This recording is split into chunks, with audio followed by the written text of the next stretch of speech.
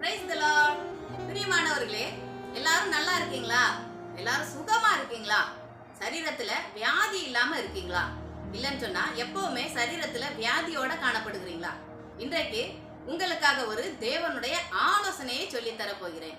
அது என்ன ஆலோசனை என்று நம்ம ஒரு வேத வசனத்தை வாசித்த பிற்பாடு நான் உங்களுக்கு சொல்லுகிறேன். நீங்க கவனமாக கேளுங்க.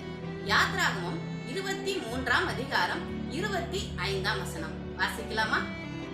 அவர் உன் அப்பத்தையும் உன் தண்ணீரையும் ஆசீர்வதிப்பார், வியாதியை உன்னிலிருந்து விலக்குவேன் என்று தேவனுடைய வார்த்தை சொல்லுகிறது. பிரியமானவர்களே, சரீரத்துல எதற்காக வியாதி வருகிறது? சாபம். நம்ம சாப்பிடுகிறதான ஆகாரத்துல சாபம் இருக்கும் பொழுது, அதை நம்ம உட்கொள்ளும் பொழுது நமக்கு என்ன பண்ணும்? வியாதிகள் வரும்.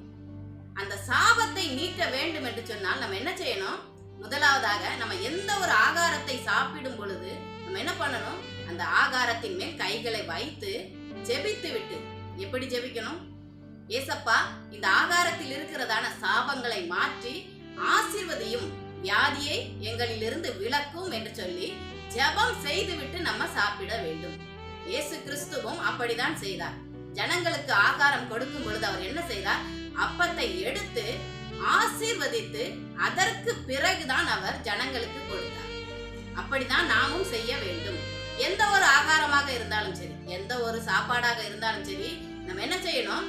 முதலாவதாக கைகளை வைத்து ஜபித்து விட்டு ஜெபம் செய்யணும். இதுல இருக்கிறதான சாபத்தை மாற்றும் இயேசுவே, இந்த சாபத்தை மாற்றும், இந்த ஆகாரத்தை ஆசீர்வதியும் என்று சொல்லி நீங்க ஜெபித்து விட்டு சாப்பிட்டு பாருங்கள்.